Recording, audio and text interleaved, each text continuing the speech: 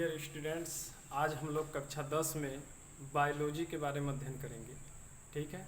और बायोलॉजी में जो अगला टॉपिक जंतुओं में पोषण के चरण के बारे में अध्ययन करेंगे। जंतुओं में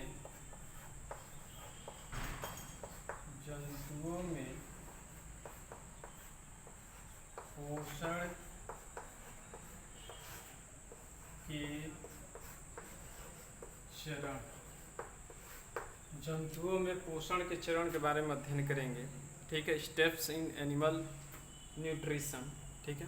देखिए, जंतुओं में जो पोषण के चरण है, ठीक है, मुख्य रूप से 5 चरणों में बांटकर अध्ययन किया जाता है। जंतुओं में जो पोषण क्रिया होती है, यह पोषण क्रिया 5 चरणों में बांटकर अध्ययन किया जाता है। कौन कौन सा है? पहला है भोजन का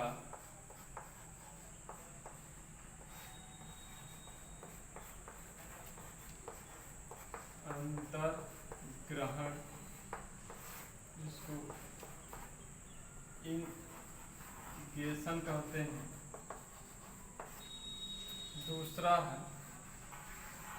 दूसरा चरण देखेंगे क्या है। दूसरा है पाचन, डाइजेशन कहते हैं। तीसरा है अवशोषण,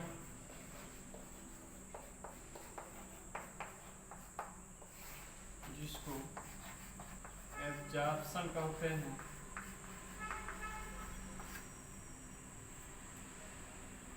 एब्जॉर्प्शन।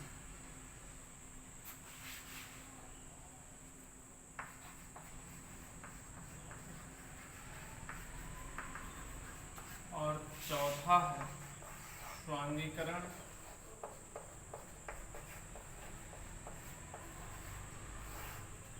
एसिमिलेशन।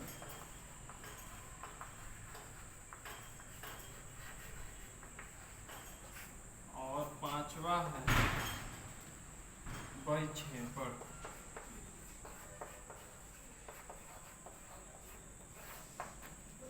ठीक है, ईगेशन कहते हैं। ये रहा जंतुओं में जो पोषण के चरण, यही 5 हैं। इन्हीं 5 के बारे में हम लोग डिटेल पढ़ेंगे। पहला भोजन का अंतर्ग्रहण, इंगेशन। दूसरा है पाचन, डाइजेशन। तीसरा है अवशोषण, एब्जॉर्प्शन कहते हैं। और चौथा जो है स्वांगीकरण है, जिसे हम एसिमिलेशन कहते हैं। और पांचवा जो है परिक्षेपण है, ईगेशन कहते हैं। इन्हीं 5 चरणों के बारे में हम लोग डिटेल एक एक करके अध्ययन करेंगे। तो पहला हम लोग अध्ययन करेंगे, पहला जो चरण है पोषण के चरण में, ये पहला जो बिंदु है भोजन का अंतर्ग्रहण। भोजन का अंतर्ग्रहण। देखिए, भोज्य पदार्थों को शरीर के अंदर डालने की क्रिया को ही हम क्या कहते हैं? भोजन का अंतर्ग्रहण कहते हैं। भोज्य पदार्थों को शरीर के अंदर डालने या पहुंचाने की क्रिया को हम क्या कहते हैं? भोजन का अंतर्ग्रहण कहते हैं। देखिए, अब एक क्वेश्चन उठता है कि भोजन को डालने के कोई न कोई ऐसा प्रवेश मार्ग होगा जिसके द्वारा आसानी से भोजन को शरीर के अंदर डाला जा सके या पहुंचाया जा सके शरीर के अंदर। तो जितने भी हायर जंतु होते हैं, ठीक है, हायर जंतु में जैसे मानव ही है, मानव में भी देखेंगे मुख होता है, मुख के माध्यम से ही भोजन को शरीर के अंदर पहुंचाया जाता है। उसी तरह अन्य हायर जंतु होते हैं, जैसे कुत्ते हैं, बिल्लियां होती हैं, इनमें भी मुख के द्वारा ही भोजन को अंदर शरीर के अंदर पहुंचाया जाता है। ठीक है, ये तो सिंपल है। लेकिन हम लोग अब यहाँ से भोजन के अंतर्ग्रहण क्रिया को हम एकदम एक कोश की जीव से लेकर जो जटिलतम जीव हैं वहाँ तक के बारे में एक एक करके हम जानेंगे। पहला हम लोग स्टार्ट करेंगे कि पहला जो है, इसमें एक कर देते हैं, पहला है अमीबा।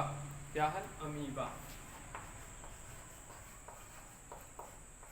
एक और क्वेश्चन उठता है कि क्या सभी जीवधारियों में भोजन ग्रहण करने का तरीका जो होता है, क्या सब में एक ही जैसा होता है? नहीं, सब में अलग अलग होता है।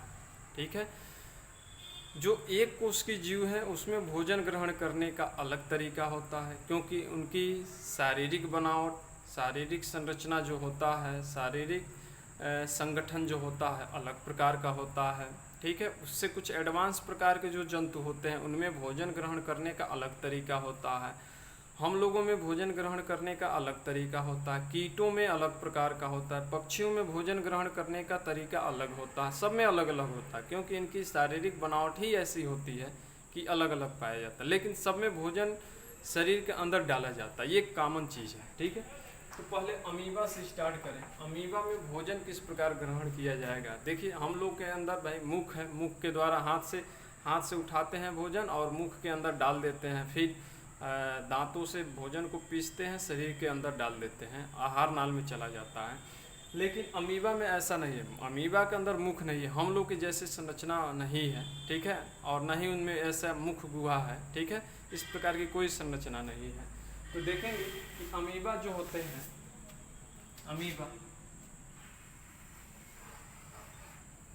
ये अमीबा है, अमीबा को जब भी भोजन ग्रहण करना होता है, क्योंकि अमीबा जो है ये प्राणी समभोजी विधि से पोषण करता है। अमीबा जो है प्राणी समभोजी विधि द्वारा पोषण ग्रहण करता है, और अमीबा एक सर्वाहारी जंतु है। अमीबा क्या है, एक सर्वाहारी जंतु है। और भोजन वो किस प्रकार ग्रहण करता है, तो अपने शरीर की सतह द्वारा कूटपादों के माध्यम से करता है। शरीर की सतह द्वारा कूटपादों के माध्यम से ही भोजन को ग्रहण करता है। और भोजन को जब शरीर के अंदर प्रवेश कर लेता है तो अंतः पाचन करता है। भोजन का क्या करता है, अंतः पाचन करता है, और फिर उसको अवशोषित करके अपने बॉडी के अंदर ऊर्जा का निर्माण करता है। तो किस प्रकार भोजन ग्रहण करता है, देखिए ये अमीबा है, ये मान लिया जाए भोजन का टुकड़ा है, ये भोजन है, ये भोजन का टुकड़ा है, और ये अमीबा है। अमीबा जब भोजन के टुकड़े को देखता है तो भोजन के टुकड़े की ओर पहुंचता है, और फिर क्या करता है,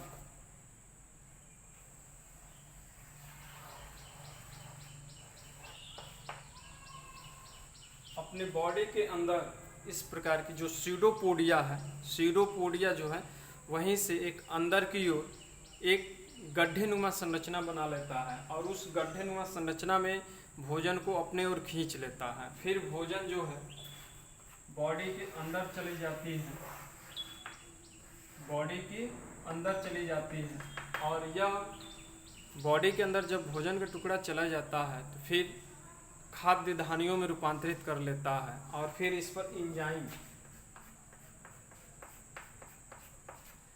पर एंजाइम का सेक्रेशन करता है, एंजाइम का श्रावण करता है। भोजन का टुकड़ा जो है डाइजेस्ट हो जाता है, और फिर उसका अवशोषण करके पूरे बॉडी में सप्लाई करता है, और जो अपशिष्ट पदार्थ बनता है उसको पुनः क्या करता है, बहिक्षेपित कर देता है। ठीक है, भोजन के पाचन करने के बाद भी अपशिष्ट पदार्थ जो बनता है उसे बहिक्षेपित कर देता है, फिर बॉडी के सतह से बाहर की ओर उसे निकाल देता है। इस प्रकार यह अमीबा जो है भोजन का अंतर्ग्रहण करता है, भोजन ग्रहण करता है। ठीक है, अब देखेंगे कि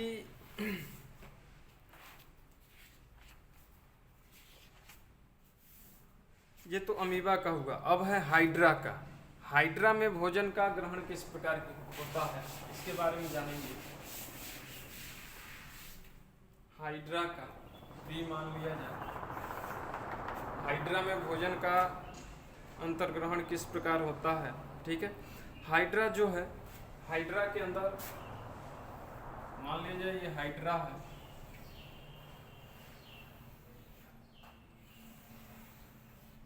ठीक है, हाइड्रा के मुख के चारों ओर,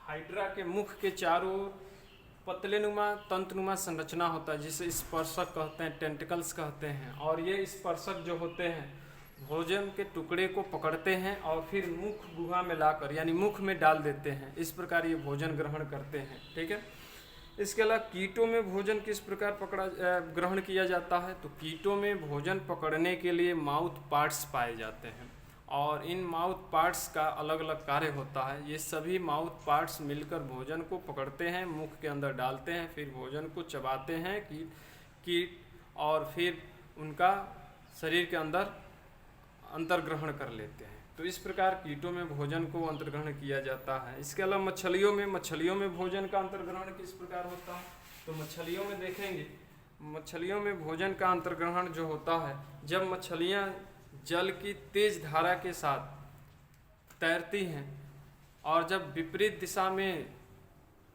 जल की धारा बहती है तो भोजन के जो टुकड़े होते हैं वो मुख में आसानी से प्रवेश कर जाते हैं। इस प्रकार आसानी से प्रवेश करने के कारण ही वो आहार नाल में जाता है, फिर उसका पाचन होता है। ठीक है। पक्षियों में भोजन का अंतर्ग्रहण किससे किया जाता है, तो चोंच से किया जाता है। पक्षियों में भोजन का अंतर्ग्रहण चोंच के माध्यम से किया जाता है। अब बचा स्तनधारियों में जो भोजन का अंतर्ग्रहण किया जाता है उनमें अलग अलग स्टाइल्स किया जाता है, अलग अलग तरीक़ों से किया जाता है। इसमें देखेंगे कि मानव जो भोजन का ग्रहण करता है अपने हाथों से भोजन को उठाता है, मुख में डालता है, फिर जो दांत होती हैं वो भोजन को पीसते हैं, काटते हैं, कुतूरते हैं। ठीक है। और फिर उसको अंदर की ओर आहार नाल के अंदर प्रवेश करा देते हैं। इस प्रकार भोजन का अंतर्ग्रहण अलग अलग जंतुओं में अलग अलग प्रकार देखा गया है और होता भी है। ठीक है। अब आगे देखेंगे दूसरा टॉपिक क्या है इसका, जंतुओं में पोषण के चरण में ये पहला भोजन का अंतर्ग्रहण बता दिए। ठीक है। दूसरा है पाचन। दूसरा क्या है, पाचन है। दूसरा देखेंगे इसमें पाचन है।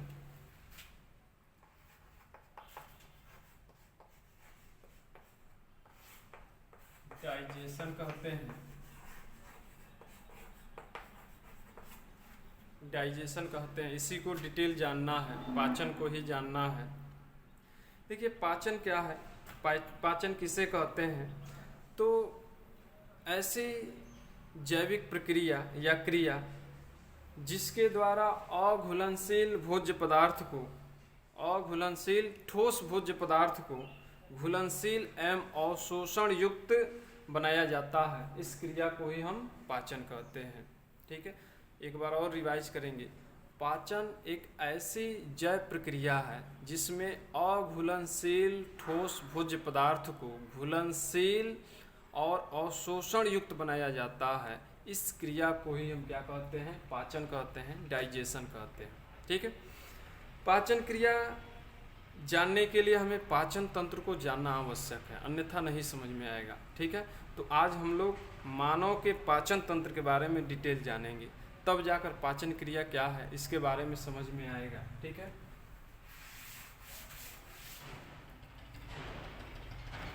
मानव का पाचन तंत्र,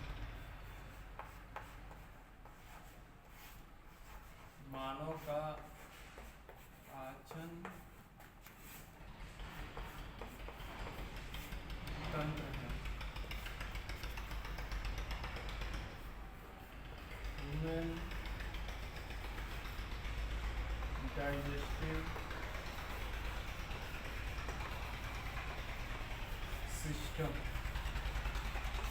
ह्यूमन डाइजेस्टिव सिस्टम है, इसके बारे में जानेंगे। देखिए मानव में पाचन तंत्र जो है सुविकसित होता है, बहुत ही अधिक विकसित होता है और जटिल प्रकार का होता है। मानव में पाचन तंत्र जो है सुविकसित होता है और जटिल प्रकार का होता है। ठीक है।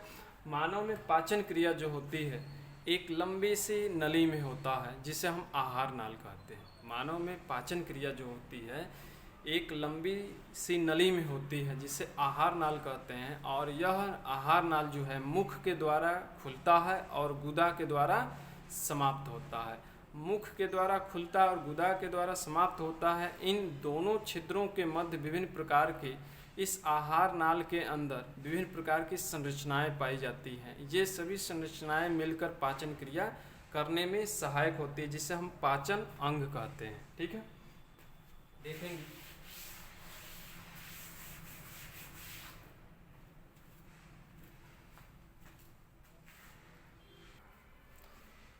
मानव के संपूर्ण पाचन तंत्र को दो भागों में बांटकर अध्ययन किया जाता है, वो कौन कौन सा है? देखिए, मानव के पाचन तंत्र को दो भागों में बांटकर अध्ययन किया जाता है। पहला जो है आहार नाल,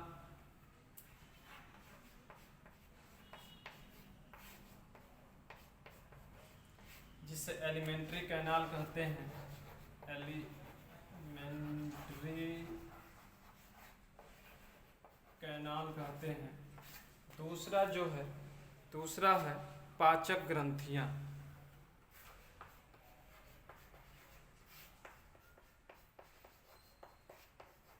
पाचक ग्रंथियां हैं डाइजेस्टिव ग्लैंड्स।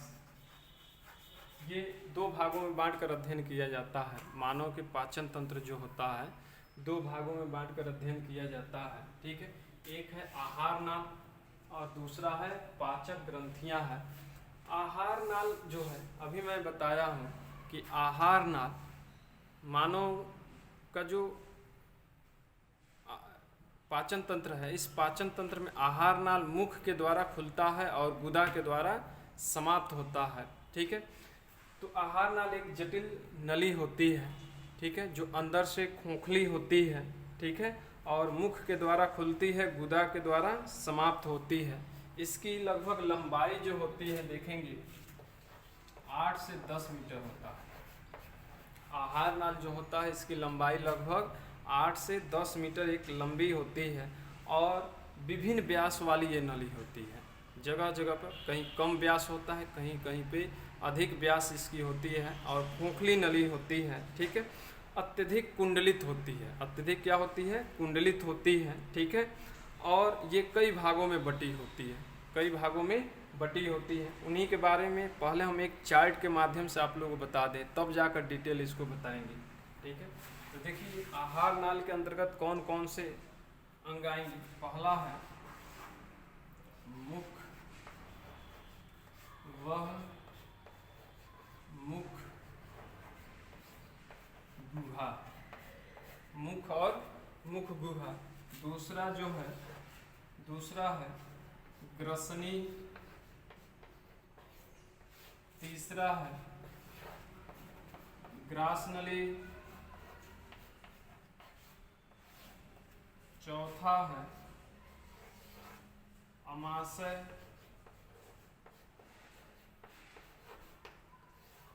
पांचवा है छोटी आंत।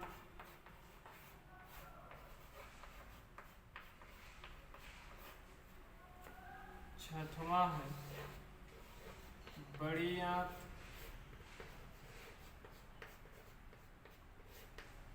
यही 6 अंग हैं जो आहार नाल एलिमेंट्री कैनाल के साथ पाए जाते हैं, जुड़े होते हैं। ये सभी अंग जो हैं पाचक अंग कहलाते हैं, जो पाचन क्रिया करने में सहायता करते हैं। तो ये सभी पाचक अंग हैं जो पाचन क्रिया करने में क्या करते हैं? सहायता करते हैं। पाचक ग्रंथियां भी होती हैं, डाइजेस्टिव ग्लैंड्स भी होते हैं जो पाचन क्रिया करने में भी सहायता ये भी करते हैं। तो कौन कौन से होते हैं ये जान लिया जाए। लार ग्रंथियां, दूसरा है यकृत जिसको लीवर कहते हैं। तीसरा है अग्नाशय।